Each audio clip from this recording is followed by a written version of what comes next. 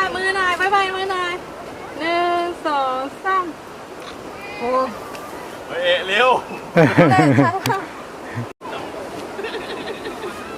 คุณน่าจะเอายาดมมาด้วยนะพี่อยากให้เจอเนี่ยโอ้ย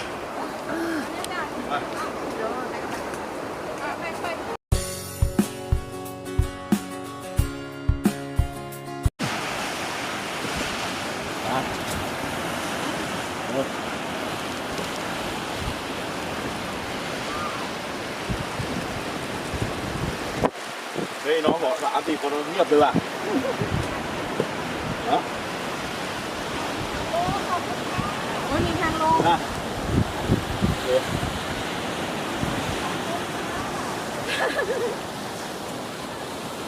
ดีนะเราถ่ายทางเมื่อกี้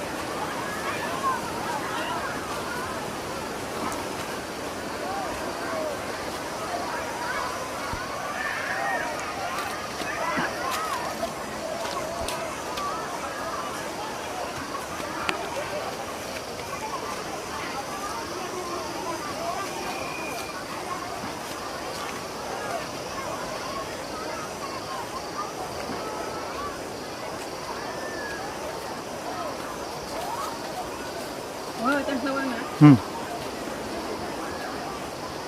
อุ้ยโก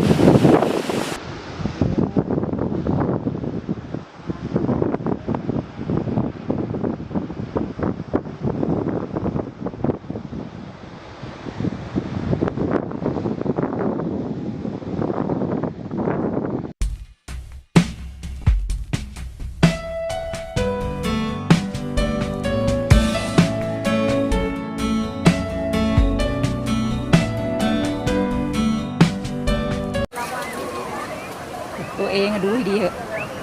ใช่พอเลยก็ตาไวจะตายนั่งมันจุ้งนั่งมันจุ้งนะครับสภาพตอนนี้20 บาทตลาดนัดอ่ะที่คนเต็มเลยแล้วผมอย่ามาตั้มหนูรับมือไว้รับกระผมหน่อยแล้วผมไม่ลงเลยยิงใกล้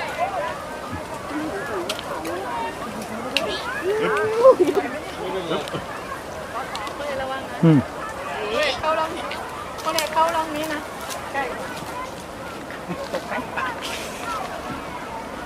พี่น้อง4 คนลงถึงแล้วมั้งเนี่ย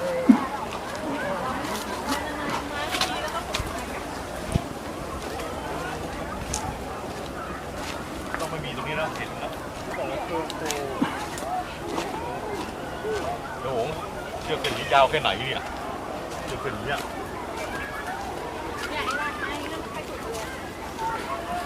จะดูดีใจอ่ะก็เนาะดีใจเชือกเส้นนี้ลำทางอยู่ปะเนี่ยอยู่ไหมโอ้โหเหลือเลย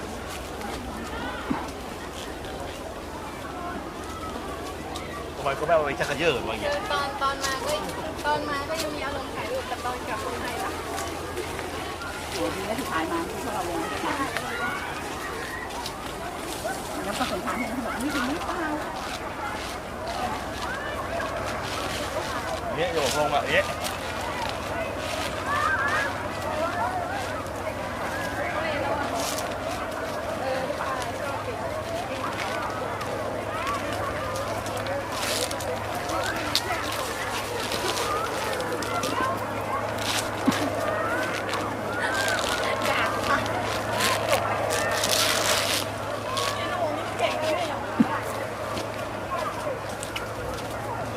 พี่โยมไม่ลงอ่ะรักเธอเกาะขาว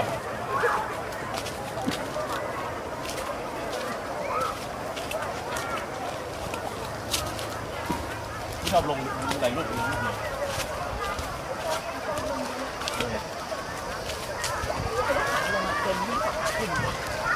เข้าใจไหมขาลงเลยจะเจ็บตรงนี้นะน่องตัว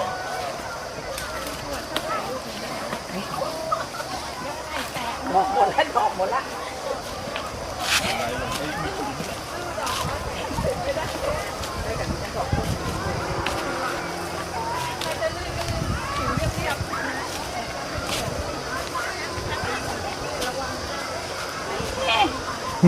ตาหัวเขาเลยตาเขาล้มไม่รู้ เตรียมหลวดเลยเหลือสอน ย้อนสอนหนูต้องเสียค่าปรับนะคะ ย้อนสอน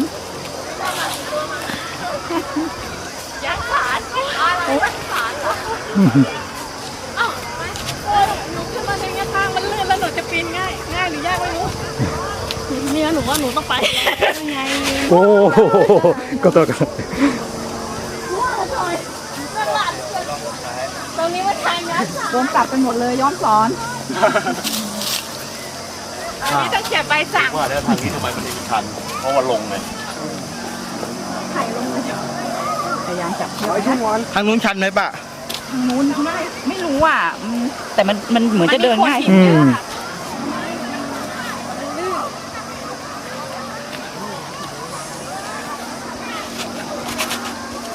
แหมเสียงโอเครองเท้าเลยดอกค่อยๆทีระวัง ไว้ดูกันนี้ลงมาแล้วเนี่ย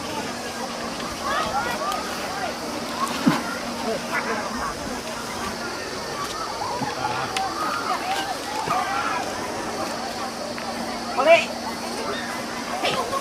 โอ้ระวัง โอเคอยากเห็นในวิดีโอจังเลยก็มาอ๋อคนเลยใช้วิดีโอเขาเลยไม่ถ่ายระวังนะ อืม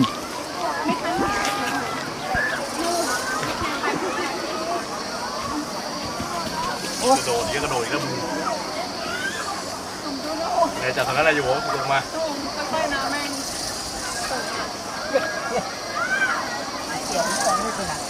ไม่ตีที่ไหน โอ้โหระวัง เสียวเลย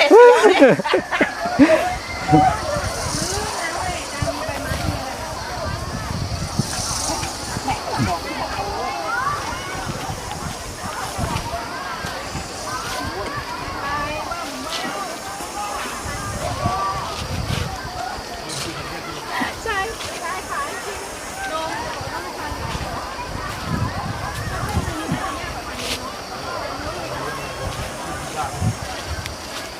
ทางนี้ขึ้นหน่อยๆนะต้องไปอีกทางเนี่ยอันนี้มันทางลงเท่านั้น ทางนู้นมันจะมีโขดหินให้เราขึ้นง่ายๆอ่ะแต่ทางเนี้ยมันจะเรียบ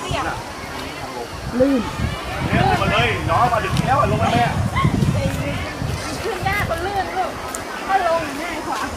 มาถึงนี่แล้วจะลงไปตรงนู้นเลยมันไกลไหมครับไกลเท่าไหร่อ่ะครับ ไม่แป๊บนึง ถึงขนาดนี้แล้วต้องสู้แล้ว